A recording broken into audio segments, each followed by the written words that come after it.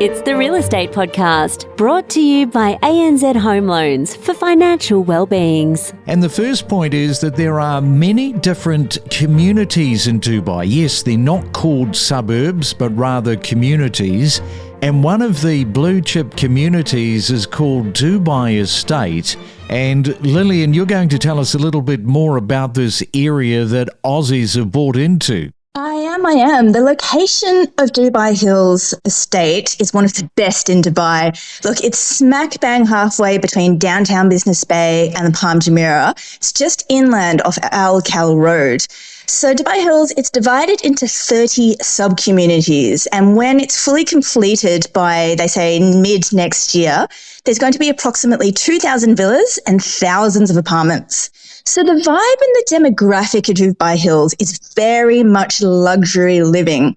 So there's an 18-course golf course, which is world championship level, and the demographic is predominantly European, British families who are sending their children to some of the top schools in the area. So this includes the exclusive Royal Grammar School, RGS, and GEMS SRI, which just opened, and it's fed directly from the British prep schools.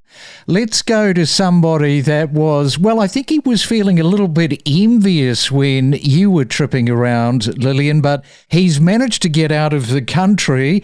Mario, whereabouts are you this morning? Yeah, good morning to you both and to the listeners. I'm currently in Tbilisi in Georgia. It's my first time here, and we're here to view a developer's project called Mira Verde, which is going to be a series of villas, townhouses, and basically it's a little mini city. Gorgeous. So we're actually going to go and see the land today. We want to look at a recent Value Strat report that highlighted where villa and apartment prices are rising fastest across Dubai.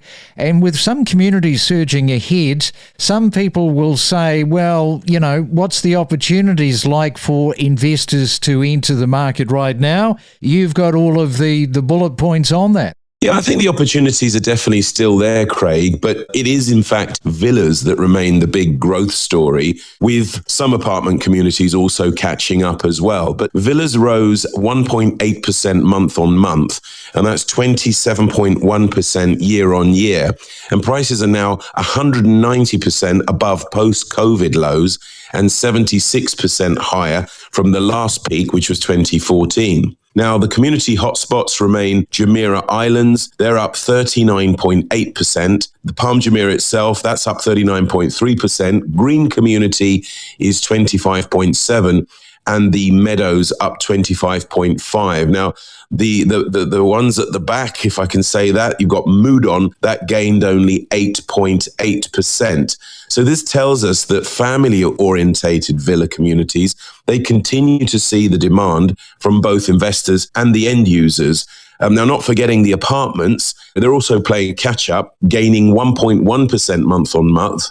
But citywide prices are still below the 2014 peaks by 2.5%, but they are rising steadily. I think a lot of people look at some of these other agents and say to themselves, how on earth are you able to sell real estate? I mean, I know some of these people directly.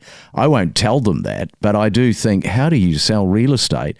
Some people, when they see that, they, like you, they say, yeah, I can probably do it and maybe a better job. So this is a sort of a gateway, isn't it? How people get involved in the first place. Yeah, that's right. Exactly. I didn't know that was going to ultimately happen. Mum and Dad have always been in real estate. But yeah, I came in through the real estate avenues in a different way slightly. Yeah. So let's have a look at the median house price, and I can see that it is sitting there at 605,000.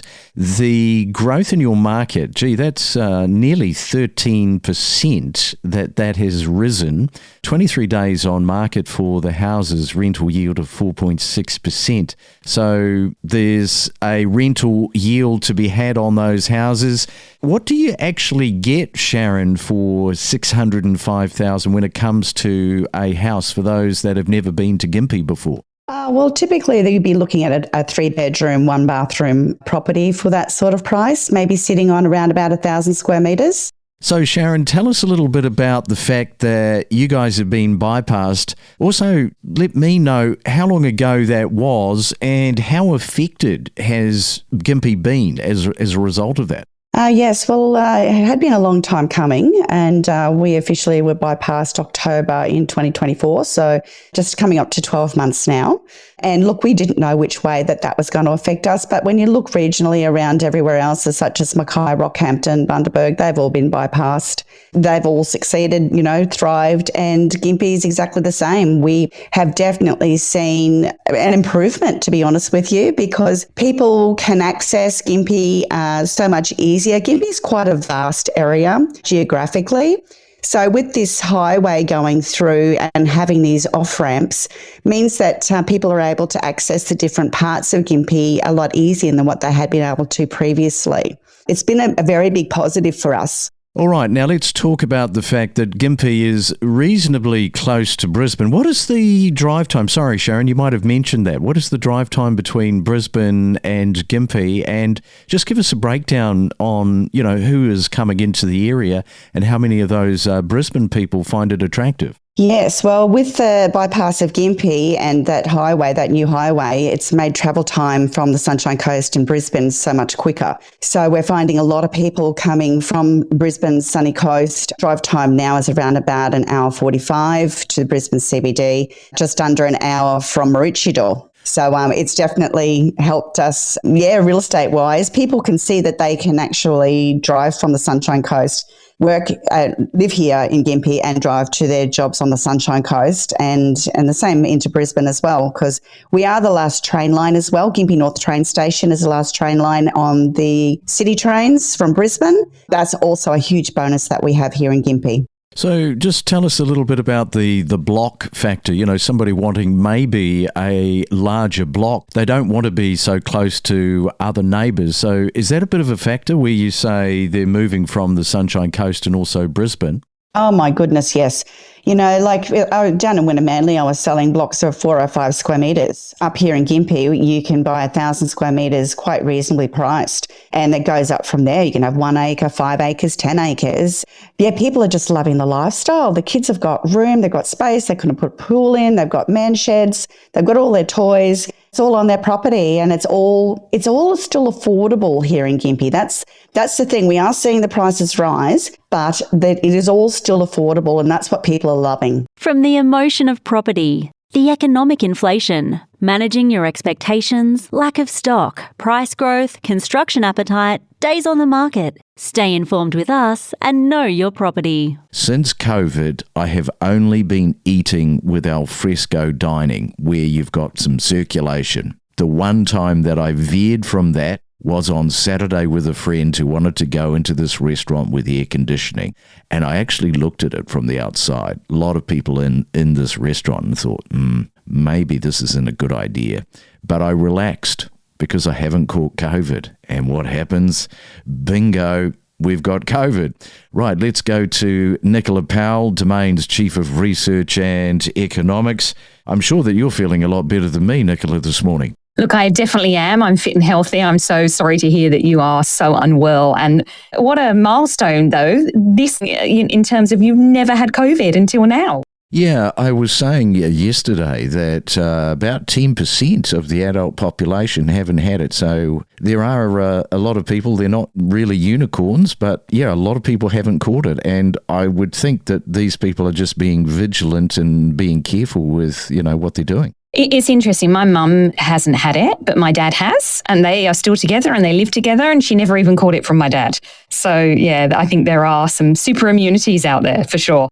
Great. That's a great story. Right. Well, we should have a look at the first home guarantee. Now, you guys put out a report, I think it was last week, and it's really, really interesting in terms of just how much time you are saving to now save for that 5% deposit. So let's go to Sydney and I'll let you explain that. So when you look at the home guarantee scheme, it allows people to purchase with a 5% deposit and the government becomes the guarantor of the 15%. So it means that you're avoiding lender's mortgage insurance. Now, we know that when you're a first home buyer, saving for a 20% deposit is such a significant hurdle. And if we take Sydney as an example, and we're using the property price cap based on this home guarantee scheme of $1.5 million, to save for a 20% deposit on that $1.5 million would take just over 10 years for a two-person household income. When you're looking at saving for 5%, it only takes 2 years and 10 months. So you're saving almost 7 years in terms of time it takes to save that all-important deposit. So it is a game changer. I think it's very much a game changer in a market like Sydney, which is extremely high-priced. You have to be highly leveraged to gain access to it. And I do think that this will fast-track many Sydney-siders' ability to purchase a property. I also note, Nicola, that you also look at the other side of the coin, particularly, I guess, for Sydney and people wanting to get into the Sydney property market with the 5% deposit. Buyers will still face, you say, bigger mortgages and that risk that comes with the rising rates, potentially property price drops as well. So it is somewhat of a bit of a gamble, isn't it? I think you have to make the judgment really based on all of the opportunities and challenges that a low deposit does offer. And I think that you have to remember that you're going to be looking for a much larger loan because you're only going to have 5% equity within that home.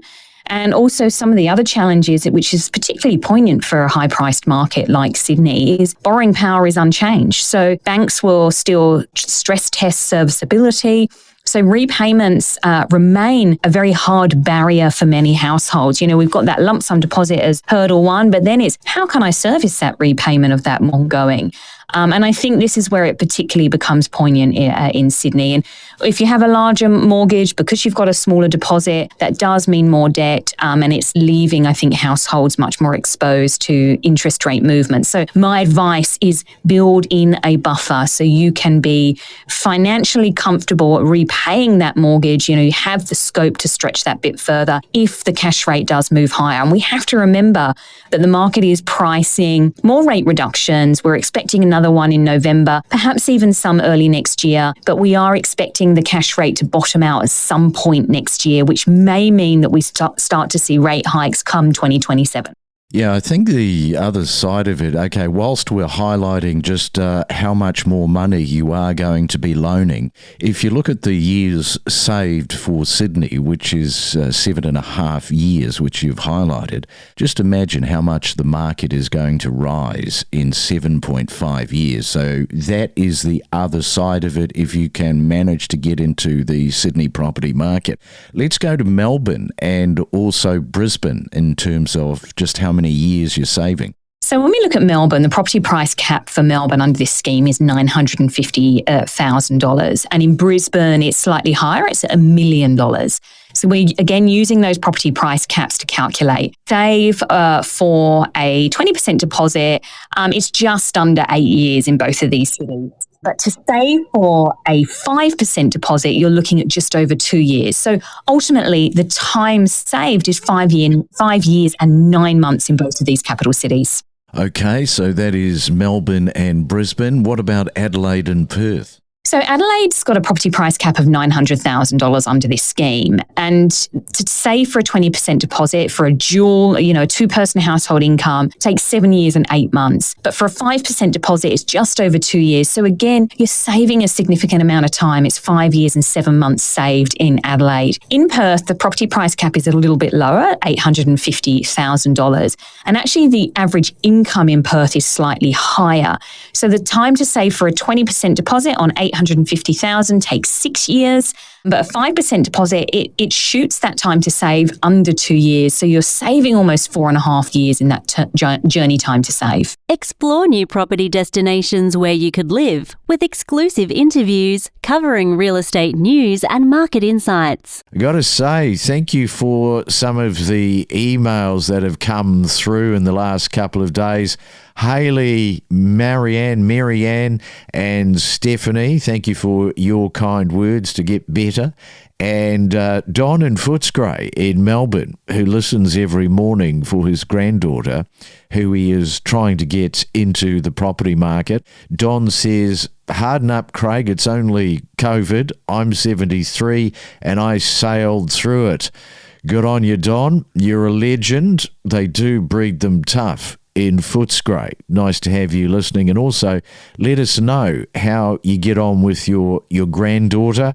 And thanks again for all of those messages.